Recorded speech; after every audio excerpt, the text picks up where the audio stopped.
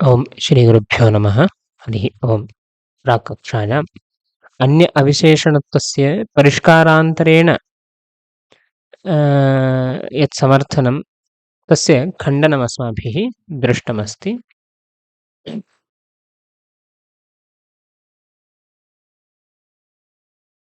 इदानीं तत्र व्याख्यानं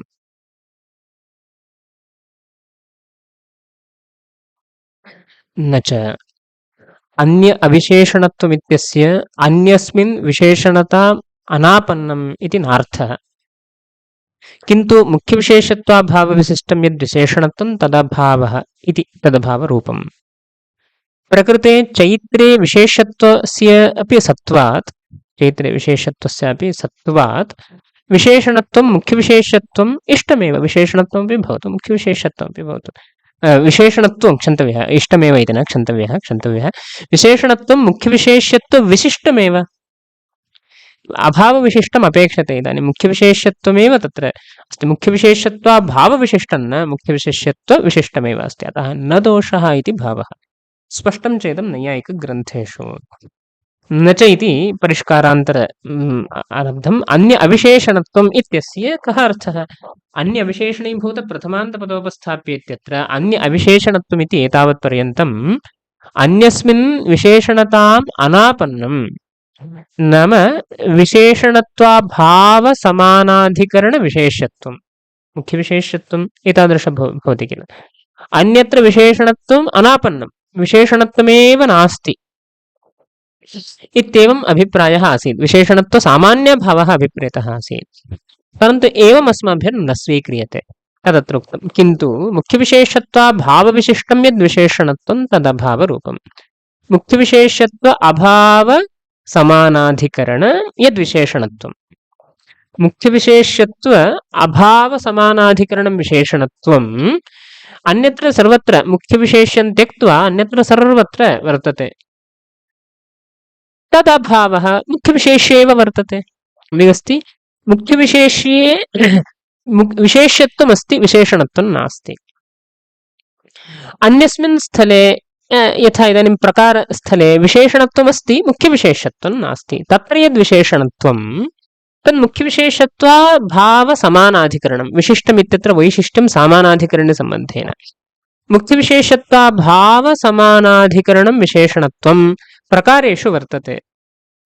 मुख्यविशेष्ये तदभावः अस्ति इत्येवं रूपेण अन्य अविशेषणत्वं परिष्कर्तुं शक्यते। प्रकृते नाम चैत्रः एव पचति इत्यस्थले चैत्रे विशेषत्वस्यापि सत्त्वात्।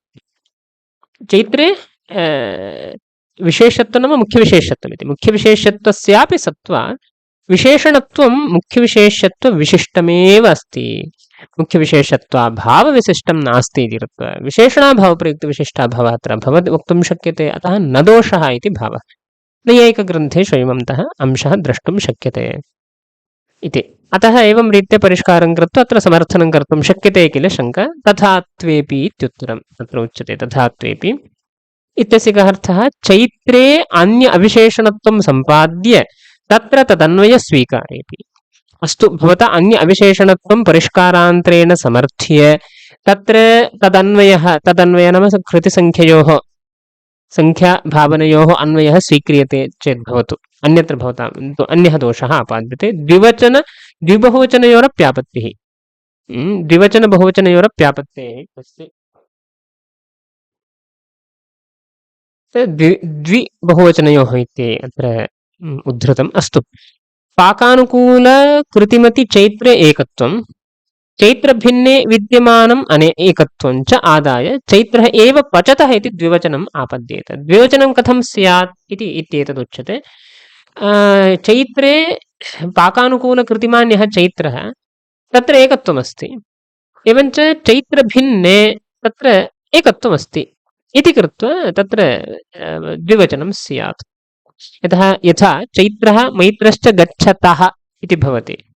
चैत्रे एकत्वं मैत्रे एकत्वम् इत्यस्ति इति कृत्वा गच्छतः इति द्विवचनं। तत्र चैत्रे एकत्वं चैत्रभिन्नेपि एकत्वमस्ति इति कृत्वा द्विवचनं स्यात्।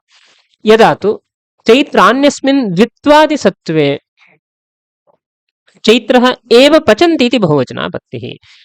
यदि चैत्रे एकत्वं चैत्रभिन्ने यदि बहुत्वम् अस्ति द्वित्वादिकं यद्यस्ति तर्हि चैत्रः एव पचन्ते इति बहुवचनमपि स्यात्। द्विवचनबहुवचनयोरापत्तिः कथं भवति इत्येवं दर्शितं। तत्र दृष्टान्तः समीचीनतया चैत्रः मैत्रश्च गच्छतः।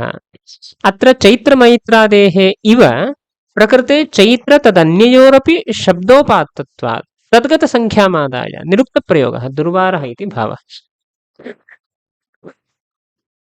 चैत्रो मैत्रश्च गच्छतः अत्र चैत्रोऽपि शब्देनोपात्तः मैत्रोऽपि शब्देनोपात्तः अतः शब्दोपात्तद्वयमस्ति इति तयोः तत्सङ्ख्यानुरोधेन तत्र गच्छतः इति यथा भवति तद्वदत्रापि चैत्रोऽपि शब्देनोपात्तः चैत्रभिन्नोऽपि शब्देनोपात्तः तद्गतसङ्ख्यामादाय द्विवचनं बहुवचनं तत्र स्यादेव वारयितुं न शक्यते अतः निरुक्तप्रयोगः दुर्वारः इति भावः। तत्र पुनः दृष्टान्तान्तरं न च चैत्रो गच्छति न मैत्रः इत्यादि न च चैत्रो गच्छति इति कृत्याश्रयगतसङ्ख्यामादाय अत्र एकवचनं प्रदत्तं न हि मैत्रे कृत्याश्रयत्वमस्ति अतः एतत् प्रयोगे एकवचनमेव साधु न द्विवचनम्। तद्वत् प्रकृतेऽपि चैत्रे पाककृत्याश्रयत्वात् तद्गतमेकवचनमेव प्रवर्तते न तु पाककृत्यनाश्रय चैत्रान्यगतसङ्ख्यामादाय वचनान्तरम् इति भावः। समीचीनतया अत्र निरूपणं कृतं कृत्याश्रयगतसङ्ख्यामादाय अत्र एकवचनं प्रवृत्तं चैत्रो गच्छति न मैत्रः इति वाक्यस्य परिशीलनं क्रियते चेत् अत्र गच्छति चैत्रः गच्छति इत्येव चैत्रः गच्छतः न मैत्रः इति न भवति चैत्रः गच्छति इत्येव अत्र गच्छति इति एकवचनमेव भवति। तत्र किं विनिगमकम् इति प्रश्ने कृत्याश्रयगतसङ्ख्यामादाय अत्र एकवचनं प्रवृत्तमिति स्पष्टतया अवगम्यते। कृत्याश्रयः चैत्रः तद्गतसङ्ख्यामादायैव अत्र एकवचनं भवति।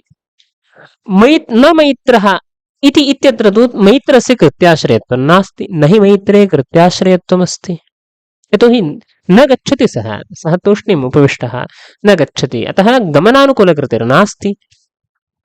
अनेन किं ज्ञायते कृत्याश्रयगतसङ्ख्यामादायैव अत्र एकवचनं प्रवृत्तमिति स्पष्टतया अवगम्यते। अतः एतत् प्रयोगे एकवचनमेव साधु न द्विवचनम्। एतत् प्रयोगे चैत्रः गच्छति न मैत्रः इति प्रयोगे एकवचनमेव साधु कृत्याश्रयगतसङ्ख्या एव आख्यातेन बुध्यते इति कृत्वा तद्वत् प्रकृतेऽपि चैत्रः एव पचति इत्यस्मिन् स्थलेऽपि चैत्रे पाककृत्याश्रयत्वमस्ति मैत्रे नास्ति चैत्रभिन्ने नास्ति अतः कृत्याश्रयगतसङ्ख्या एव आख्यातेन बोधनीया। कृत्याश्रयगतसङ्ख्या एकत्वसङ्ख्या अतः तद्गतम् एकवचनमेव प्रवर्तते न तु पाककृत्यनाश्रय चैत्रान्यगतसङ्ख्यामादाय वचनान्तरम्। पाककृत्येः आश्रयः यः न भवति चैत्रभिन्नः तद्गतसङ्ख्यामादाय तत्र एकत्वं द्वित्वं बहुत्वमस्ति इति कृत्वा तत्र आख्यातस्थले द्विवचनं वा बहुवचनं वा आपद्येत इति भवता वक्तुं न शक्यते इति समीचीनतया अत्र कश्चन नियमः प्रतिपादितः। तदाह एकवचन उपपत्तिः इत्येवं यथा पूर्वं चैत्रः गच्छति न मैत्रः इत्यत्र एकवचनं नियततया एकवचनं यथा प्रतिपाद्यते तद्वदत्रापि प्रतिपादयितुं शक्यते किल इति शङ्का तद्दूषयति तथात्वेति। तद्रीत्या एकवचनस्य उपपत्तिस्वीकारे इत्यर्थः। तथात्वे नाम कृत्याश्रयगतसङ्ख्या एव तत्र आख्यातेन बुध्यते इत्येवम् एकवचनं समर्थ्यते चेत् तत्र निरुक्तवाक्ये गच्छति पद अनुषङ्गेण तत्र निरुक्तवाक्ये नाम चैत्रः गच्छति न मैत्रः इति स्थले न मैत्रः इत्यत्र निरुक्तवाक्ये गच्छति पद अनुषङ्गेण न मैत्रः इत्यत्रापि तत्पदसंयोजनेन तत्पदं नाम गच्छति पदस्य संयोजनं क्रियते अनुषङ्गः नाम संयोजनं क्रियते। न मैत्रः इत्यस्मिन्नपि स्थले गच्छति पदस्य अनुषङ्गः भवति इति कृत्वा भिन्नवाक्यत्वापत्तेः तत्र यथा भिन्नवाक्यत्वमिष्टं प्रकृतेऽपि भिन्नवाक्यत्वं स्यात्। एकवाक्यत्वमेव तत्र अनुभवसिद्धम् इति भावः। तत्र नाम चैत्रः एव पचति इति यथा चैत्रः गच्छति न मैत्रः इत्यत्र गच्छति पद अनुषङ्गेण भिन्नवाक्यत्वम् इष्यते तद्वत् किमर्थमिष्यते इति निरूपितं। तद्वत् चैत्रः एव पचति इत्यस्मिन् स्थले भवता चैत्रः गच्छति न मैत्रः इति दृष्टान्तः आनीयते तर्हि तत्र गच्छति पदानुषङ्गः अस्ति इति कृत्वा पदानुषङ्गः अस्ति इति कृत्वा अस्मिन्नपि स्थले तत्र अनुषङ्गः स्यात् चैत्रः एव पचति इति अनुषङ्गः स्यात् तथा सति एकवाक्यत्वं यद् अनुभवसिद्धं तद् बाध्येत इति ननु त्वन्मते चैत्रः एव पचति इत्यत्र कथं शाब्दबोधः अत आह अस्मन्मते तु मीमांसकमते तर्हि कथम् इत्येवं प्रश्नः भवितुमर्हति तदर्थम् अस्मन्मते इत्यादि पङ्क्तिः तत्र आरब्धा आह अस्मन्मते इत्युक्ते आख्यातार्थ भावना मुख्यविशेषकबोधवादिनां न पूर्वोक्तदोषावकाशः इत्याशयेनाः चैत्रवृत्तिः शाब्दबोधः निरूप्यते अस्माकं पूर्वोक्तदोषो नास्ति अस्माकं मते इति वक्तुं शाब्दबोधस्य स्वरूपं तत्र प्रदर्श्यते ननु चैत्रान्य आवृत्तिः इति नोपपद्यते सकृच्छ्रुतस्य चैत्रपदस्य तत्र अन्वयायोगात् भेदे च इत्येवम् सकृदुच्चरितः शब्दः सकृदेव अर्थं गमयति एकवारमेव द्विवारं न भवति अनेकान् अर्थान् उपस्थापयितुं प्रभवति परन्तु यद् उपस्थापयति तद् एकवारमेव तर्हि अत्र द्विवारं भानं कथं सकृदुच्चरितन्यायस्य भङ्गः भवति किल अतः चैत्रान्यवृत्तिः इति नोपपद्यते सकृच्छ्रुतस्य चैत्रपदस्य अन्वयायोगात् सकृच्छ्रुतः शब्दः सकृदेव अर्थं गमयति इति जिज्ञासायां तत्र उक्तं भेदे च इत्येवं भेदे चैत्रप्रतियोगित्वं पारिष्ठिकमिति एवकारार्थ एकदेशे भेदे भेदः एवकारार्थस्य एकदेशः तादृश एकदेशे भेदे चैत्रप्रतियोगित्वं पारिष्ठिकं नाम मानसम् इत्येव मानसं प्राथमिकबोधस्तु चैत्रवृत्तिः अन्य अवृत्तिरित्येव इति भावः तावदेव भवति चैत्रवृत्तिः अन्य अवृत्तिः भावना इत्येव इति एकः पक्षः नन्विधमयुक्तम् एवमपि मास्तु किमर्थं चैत्रेऽपि मैत्रापेक्षया अन्यत्वसत्त्वात् केवल अन्यत्वस्य अव्यावर्तकत्वाच्च तत आह एवकारस्येति एवकारस्यैव वा इत्येव तत्र अन्य अवृत्तिः इति उच्यते अन्यशब्देन चैत्रोऽपि स्वीकर्तुं शक्यते घटापेक्षया अन्यत्वं चैत्रस्य अस्ति चैत्रवृत्तिः अन्य अवृत्तिः चैत्र अवृत्तिः इत्येव तत्र पुनः भवेत् अतः मैत्रापेक्षे अन्यत्वं चैत्रस्य अपि अस्ति अन्यपदेन चैत्रोऽपि स्वीकर्तुं शक्येत केवल अन्यत्वम् अन्य तादृशभेदवत्वेन अन्यः यदि निवेश्यते सः अव्यावर्तकः अस्ति कस्यापि सर्वस्मिन्नपि पदार्थे अन्यत्वम् अस्ति एव अतः केवल अन्यत्वस्य अव्यावर्तकत्वाच्च ततः एवकारस्यैव तत्र चैत्रभिन्ने लक्षणा स्वीक्रियते अतः सकृच्छ्रुतन्यायस्य भङ्गोऽपि नास्ति इत्येवम् अभिप्रायः वस्तुतस्तु पक्षः तत्र व्याख्यानं ननु नैयायिकमते चैत्रः एव पचति इत्यत्र वाक्यभेदः इष्टः एव तदभिप्रायेणैव बोधोऽपि तथैव दर्शितः इत्यतः तस्मिन् मते वज्रलेपायितं दोषमः यदि पूर्वं तत्र वाक्यभेदः स्यात् इत्यादिकम् उक्तं भवतु वाक्यभेदः इष्टः एव तदभिप्रायेण तथैव अस्माभिः मुख्यविशेषद्वयं प्रतिपादितमेव अस्ति इति यदि नैयायिकः उक्ति तत्काले वज्रलेपायितं दोषमाः यद्वारयितुमेव न शक्यते तादृशः दोषः उच्यते इत्येवं वस्तुतस्तु इत्यनेन उच्यते उत्तरापत्तिरिति तादृशप्रश्ने चैत्रः पचति मैत्रः न पचति इति युक्तं समाधानम् इदमपि कीदृशौ चैत्रमैत्रौ इति प्रश्ने चैत्रः पचति मैत्रः न पचति इति एवं समाधानं युक्तं चैत्रः एव पचति इत्यस्यापि तत् समानार्थकतया तदुत्तरत्वापत्तिरिति भावः चैत्रः पचति मैत्रः न पचति इत्यस्माद् वाक्याद् यादृशः शाब्दबोधो भवति तादृशः एव शाब्दबोधः चैत्रः एव पचति इत्यस्मादपि भवति इति कृत्वा इम्पि साधु स्यादित्येवं वस्तुतः तादृशप्रश्ने चैत्रः पचति मैत्रः न पचति इति उत्तरं समाधानं न भवति चैत्रः पाकानुकूलकृतिमान् मैत्रः पाकानुकूलकृत्यभाववान् इति उत्तरं समीचीनं पचति इति उत्तरस्य उत्तरमपि असङ्गतमेव यतोहि अग्रे स्वयं वदति कीदृशश्चैत्रः इति प्रश्ने पचति इत्युत्तर आपत्तेः, पचति इति नैव वक्तव्यं वस्तुतः, पाकानुकूलकृतिमान् इति वक्तुं शक्यते। अतः चैत्रः पाकानुकूलकृतिमान् इति उत्तरं समीचीनं। समीचीनोत्तरं नाम इदं, चैत्रः पाकानुकूलकृतिमान् इत्यस्मात् यादृशशाब्दबोधो भवति तादृशः एव शाब्दबोधः चैत्रः पचति इत्यस्मादपि भवति इति कृत्वा चैत्रः पचति इत्युत्तरम् आपद्येत। तद्वत् चैत्रः एव पचति प्रकृतस्थले इति अपि उत्तरम् आपद्येत। चैत्रः पचति इत्युत्तरं समीचीनमिति वस्तुतः न भवति। अस्तु, समानार्थकतया तदुत्तरत्वापत्तिरिति भावः। अत एव तन्मतस्य युक्तत्वादेव एवं रीत्या तत्र अत एव कीदृशश्चैत्रः इत्येवम् एतादृशमतम् अयुक्तं, तस्मात् अयमपि दोषः अस्ति तेषाम्। अतः इदं प्रथमान्तमुख्यविशेषकः बोधः नेष्यते एव इत्युक्तम्। अत एव कृतिविशेष्यत्वमेव भट्टसम्मतं प्रथमान्तमुख्यविशेष्यकत्वे तादृश उत्तरस्य असम्बद्धत्व अनापत्तेः इति विधिवादे अयं ग्रन्थः उक्तः। तत्र अयमंशः निरूपितः। ननु त्वन्मते कीदृशी कृतिरिति प्रश्ने पचति इत्युत्तरापत्तिः, भवतां मते एवं वक्तुं शक्यते। भावनामुख्यविशेषकबोधः कीदृशी कृतिरिति प्रश्नः, पचति इत्युत्तरं स्यात्। अत्यन्तमसम्बद्धं तत्र उच्यते। इदमपि उक्तमेव अस्ति, कीदृशी कृतिरिति प्रश्नस्यापि इदम् उत्तरं न भवति इति उक्तमेव। तत्प्रसङ्गेव विधिवादे एवंशोऽपि निरूपितः। स्वसिद्धान्तं निगमयति, अतः अनुभवसिद्धमेव भावनामुख्यविशेषकत्वमिति।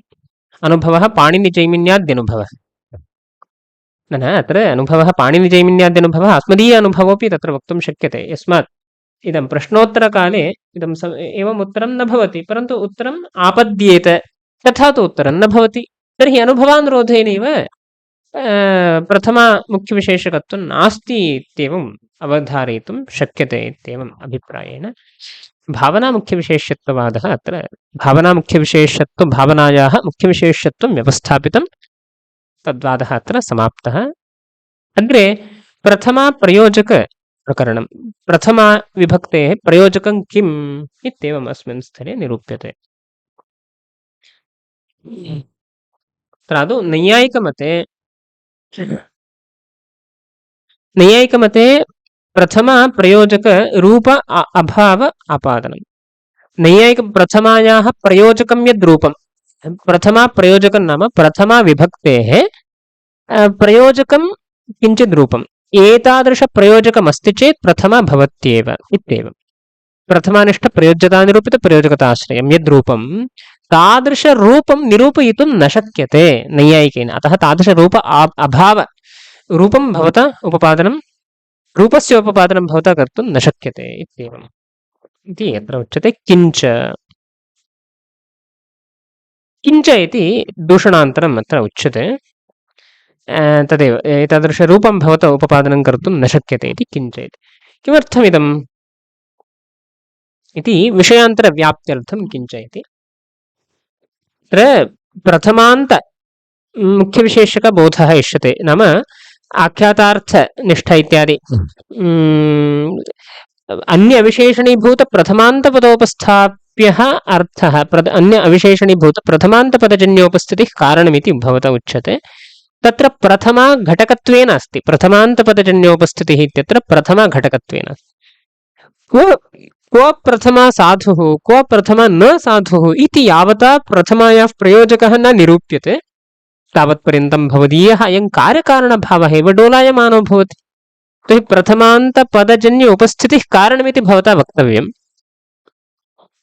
तत्र प्रथमा घटकत्वेन अस्ति, सा च प्रथमा किं प्रयुक्ता इति स्पष्टतया ज्ञानाभावे तत्र भवताम् अनुपपत्तिरस्ति इत्येवं विषयान्तरव्याप्त्यर्थं दूषणान्तरं क्रियते।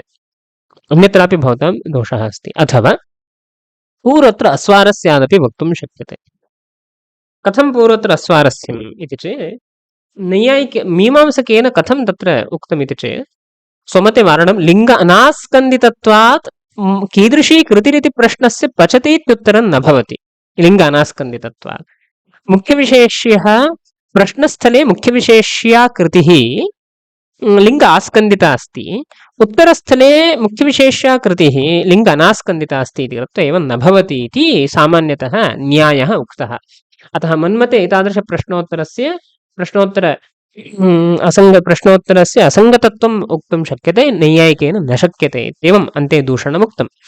नैयायिकेन ईषत् न्याये परिष्कारं कृत्वा तत्र प्रश्नोत्तरयोः असम्बद्धत्वं व्यवस्थापयितुं शक्यते। यदि नाम्ना प्रश्नः क्रियते तर्हि नाम्नैव उत्तरं देयम्। कीदृशश्चैत्रः इति प्रश्नः, पचति इत्युत्तरं न भवति, पचति इत्युत्तरं नेष्यते। तर्हि किं वक्तव्यं? नाम्ना प्रश्नः क्रियते चेत् नाम्नैव उत्तरं वक्तव्यं। कीदृशश्चैत्रः इति प्रश्नः, तर्हि चैत्रः पाकानुकूलकृतिमान् इत्येव। पचति इति न भवति, यतोहि नाम्ना प्रश्नः अस्ति, आख्यातेन उत्तरं न वक्तव्यम्। कीदृशौ चैत्रमैत्रौ इति प्रश्नः, नाम्ना प्रश्नः, नाम प्रश्ने नाममात्रं वर्तते चेत् नाममात्रैव उत्तरं देयं। चैत्रः पाकानुकूलकृति तदभाववन्तौ चैत्रमैत्रौ इत्येवम्।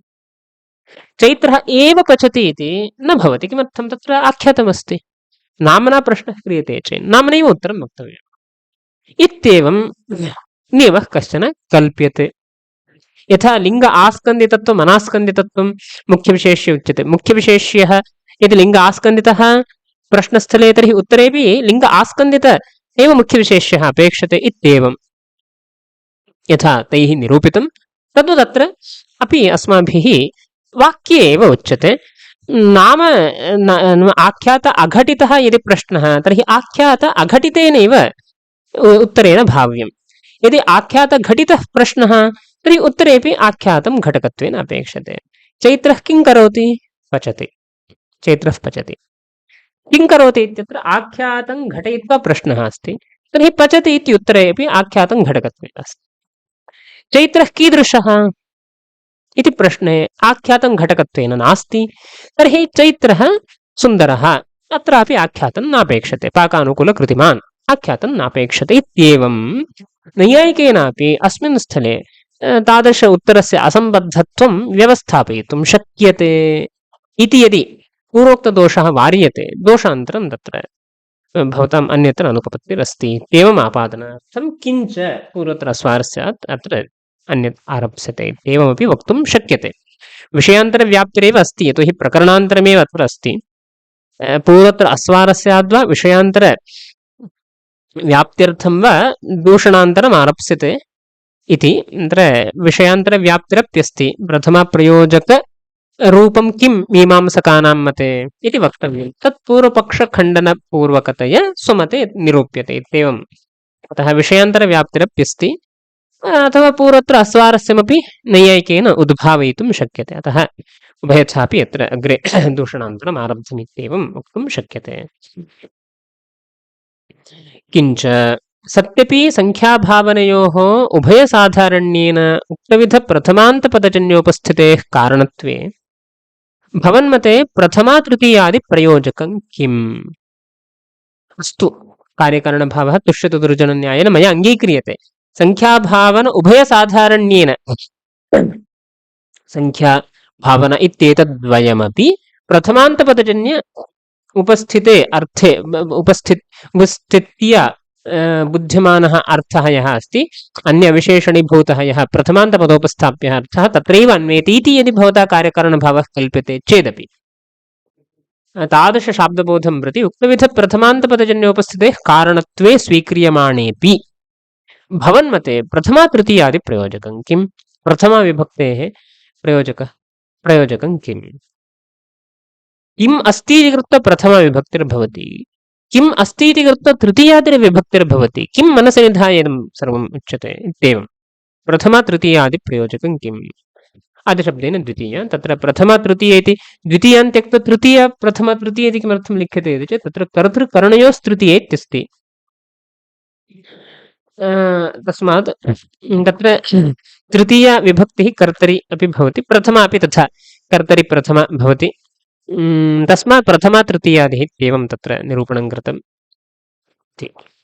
द्वितीयान् त्यक्त्वा तृतीयायाः ग्रहणे इदमेव कर्ता प्रथमयापि बुध्यते तृतीययापि बुध्यते।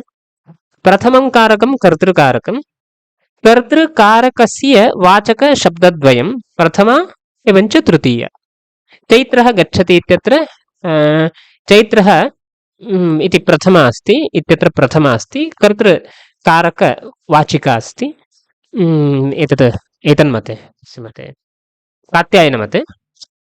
अनन्तरं चैत्रेण गम्यते इत्यस्मिन् स्थले तृतीया अस्ति। अत्रापि कर्तृत्वकारकवाचिका तृतीया अस्ति। एवम् इदम् उभयमते। तस्मात् कर्तृकारकं प्रथमं कारकं, प्रथमकारकस्य कर्तृकारकस्य वाचकशब्दद्वयं प्रथमा विभक्तिः तृतीया विभक्तिः। अतः तदनुसारेण प्रथमा तृतीयादिः इति द्वितीयां विभक्तिं त्यक्त्वा अत्र निरूपणं कृतमस्ति इति। प्रथमा तृतीयादिप्रयोजकं किं भवन्मते भवता वक्तुं न शक्यते। एवम् अभिप्रायेण किम् इति प्रश्नः। न तावत् कर्त्राद्यभिधान अनभिधाने तत्प्रयोजके। कर्तुः अभिधानं कर्तुः अनभिधानम् आख्यातेन तत्र कर्तुः बोधः अस्ति, कर्तृबोधो नास्ति। कर्तृबोधः अस्ति चेत् प्रथमा तत्र भवति, कर्तृवाचकपदादनन्तरं प्रथमा। कर्तृबोधो नास्ति, अभिधानं नास्ति चेत् कर्तृवाचकपदादनन्तरं तृतीया इत्येवं वक्तुं शक्यते किल। इति चेत् तद् न भवता एवं वक्तुं न शक्यते। इदं किमर्थम् इति चेत् तत्र प्रथमा तृतीयादिप्रयोजकविचारः कर्तव्यः। तर्हि व्याकरणानुरोधेनैव तत्र चिन्तनीयं। व्याकरणमनाश्रित्य इदं चिन्तनं न भवति। व्याकरणे तावत् अनभिहिते कर्तृकरणयोः नाम तृतीया इत्यत्र कर्तरि करणे च अनभिहिते तृतीया भवति इत्येवम्। अतः कर्त्राद् अनभिहिते तृतीया भवति, अभिधाने तु प्रथमा, अभिहितकारके प्रथमा वार्तिकमेव अस्ति। तस्मात् कर्त्राद्यभिधाने अभिधानम् अनभिधानम् इत्यादि सर्वम् अनभिहिते कर्मणि द्वितीय इत्यादि सूत्रानुसारेण अत्र उच्यते। तथा भवतु इति चेत् तस्य त्वया अनङ्गीकारात्।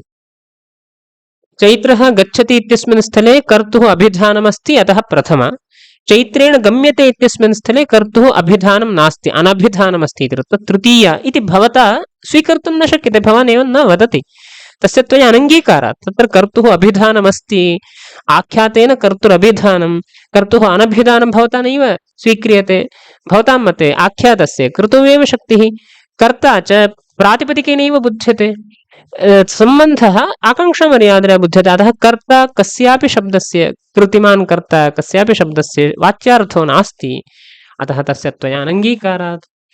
अभ्यधानम् अनभिधानं भवता अङ्गीक्रियते, अतः अयं न भवति। नापि संख्याभिधान अनभिधाने संख्यायाः अभिधानमस्ति चेत् प्रथमा, संख्यायाः अभिधानं नास्ति चेत् तृतीयादिर्विभक्तिर्भवति। एवं तदपि न। आख्यातेन संख्या बुध्यते चेत् प्रथमा, आख्यातेन संख्या न बुध्यते चेत् तृतीया इति यदि उच्यते। किन्निष्ठा संख्या इति अत्र नोक्तम्। सामान्यतः संख्या बुध्यते चेत् प्रथमा, संख्या न बुध्यते चेत् तृतीया। तत्पक्षे संख्यायाः सर्वत्र आख्यात अभिधेयत्वेन सर्वत्र कारकेषु प्रथमापत्तेः द्वितीयादिविभक्त्यभावप्रसङ्गात् संख्यायाः अभिधानम् अनभिधानं, संख्या बुध्यते चेत् प्रथमा, संख्या न बुध्यते चेत् द्वितीया। सर्वत्र संख्या बुध्यते आख्यातेन, संख्यायाः सर्वत्र आख्यात अभिधेयत्वेन संख्या सर्वत्र सर्वदा आख्यातेन बुध्यते एव। आख्यातमस्ति, संख्या न बुध्यते इति स्थितिरेव नास्ति। भावस्थलेपि प्रथमा अवगम्यते एव। अतः संख्यायाः सर्वत्र आख्यात अभिधेयत्वमस्ति इति कृत्वा सर्वत्र कारकेषु प्रथमापत्तेः। अस्तु, भावस्थले किञ्चित् भवतु, नाम संख्यायाः अनभिधानमस्ति इति कृत्वा तृतीयादि, यतोहि भावस्थले भावप्रयोगे प्रथमेव न भवति, तृतीयादिर्विभक्तिरेव भवति इति कृत्वा तत्र भवतु, नाम अन्यस्मिन् स्थले तत्र संख्या न बुध्यते इति चेत् भवतु, श्रमः नास्ति। एकवचनमेव साधुत्वार्थम् एकवचनं प्रयुज्यते, संख्यायाः बोधो नास्ति इत्युच्यते चेत् भवतु। परन्तु अन्यस्मिन् स्थले गच्छति, रामः गच्छति, रामेण गम्यते, पचति पच्यते इत्येवं रूपेण सर्वत्र कर्तरिप्रयोगे कर्मणि प्रयोगे संख्या बुध्यते एव। तर्हि आख्यातस्य संख्याबोधकत्वमस्ति एव, संख्याभिधायकत्वमस्ति एव। इति कृत्वा सर्वेषु कारकेषु प्रथमा विभक्तिः स्यात्। रामः पद्भ्यां ग्रामं गच्छति इत्यत्र संख्याबुद्धा अभीत अस्ति इति कृत्वा रामः पादौ ग्रामः गच्छति इत्येवं सर्वत्र कारकेषु प्रथम आपद्येत। द्वितीयादिर्विभक्तिरेव न स्यात् इति कृत्वा सर्वत्र प्रथमेव स्यात् इति कृत्वा द्वितीयादिविभक्तिर्न स्यात् इत्येवम् आपत्तिरस्ति भावप्रसङ्गात् इति।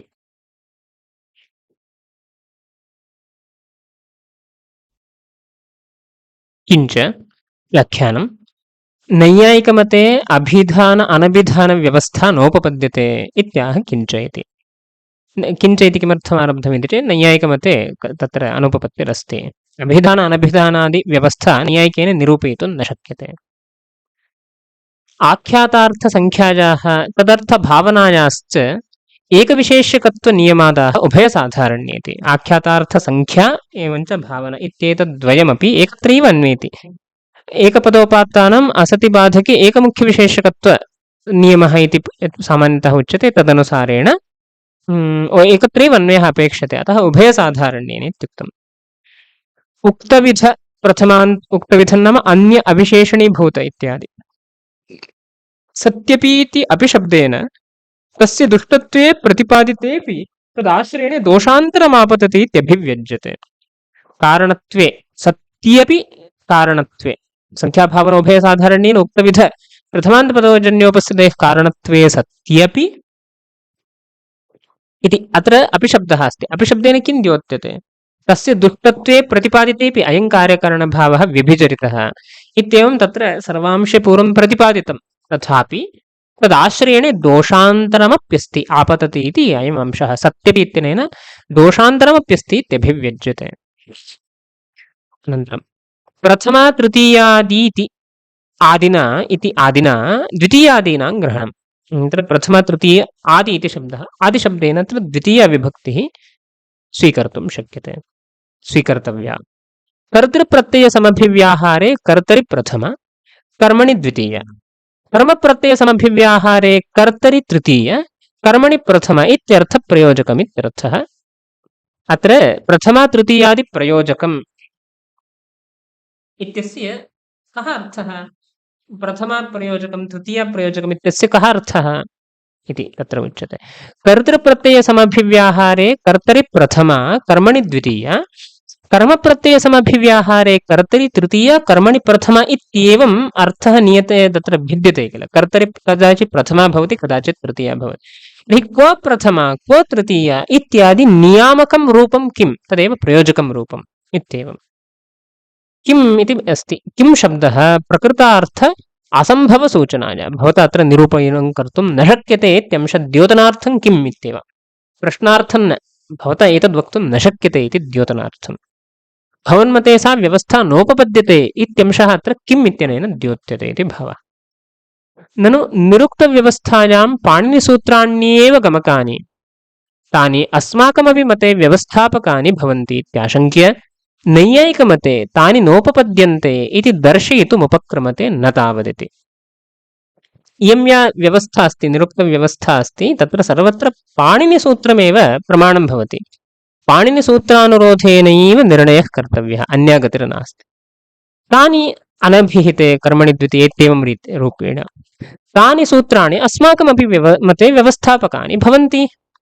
पाणिनिसूत्रानुरोधेनैव निर्णयः कर्तव्यः, अस्माभिरपि तदनुरोधेनैव निर्णयः उच्यते इति आशङ्का स्यात्। तदर्थमुच्यते नैयायिकमते तानि नोपपद्यन्ते, तानि सूत्राणि नैयायिकमते उपपादकानि न भवन्तीति दर्शयितुमुपक्रमते न तावदिति। अनभिहिताधिकारे कर्तृकरणयोस्तृतीय, कर्मणि द्वितीय इत्यादीनां पाठादाः कर्त्राद्यभिधान अनभिधाने। अनभिहिते इति सूत्रं द्वितीयाध्यायस्य तृतीयस्य पादस्य प्रथमं सूत्रम् अनभिहिते इति। तस्मिन् अधिकारे कर्तृकरणयोस्तृतीय, कर्मणि द्वितीय इत्यादीनि सूत्राणि पठितानि। तस्मात् अनभिधानम् अस्ति चेत् तृतीया द्वितीयादिर्भवति, विरुद्धम् अभिधानमस्ति चेत् प्रथमा भवति इत्येवम् आशयेन कर्त्राद्यभिधान अनभिधाने इत्येवम् अंशः उक्तः। तत् प्रयोजके प्रथमा तृतीयादि प्रयोजके भवतु। प्रथमायाः अभिधानं प्रयोजकं, कर्त्राद्यभिधानं प्रयोजकं तृतीयायाः अनभिधानं प्रयोजकम् इत्येवम् तस्य त्वया अनङ्गीकारादित्यस्ति तस्य तिङा कर्त्रादेरभिधानस्य तिङ्पदेन कर्तुः बोधो भवतीति भवता नाङ्गीक्रियते तस्य अभिधानस्य त्वया नैयायिकेन अनङ्गीकारात् आख्यातस्य कृतिवाचकत्वं नैयायिकमीमांसकय उभयवादि सम्मतम् कर्तृकर्मणोः अवाच्यत्वमपि उभयवादि सम्मतम् आख्यातस्य कृतिवाचकत्वम् उभाभ्यां स्वीक्रियते कर्तृवाचकत्वं वा कर्मवाचकत्वं वा उभाभ्यामपि न स्वीक्रियते परन्तु लक्षणया कर्तृकर्मबोधकत्वम् आख्यातस्य मीमांसकाः स्वीकुर्वते नैयायिकाः तथापि न स्वीकुर्वन्ति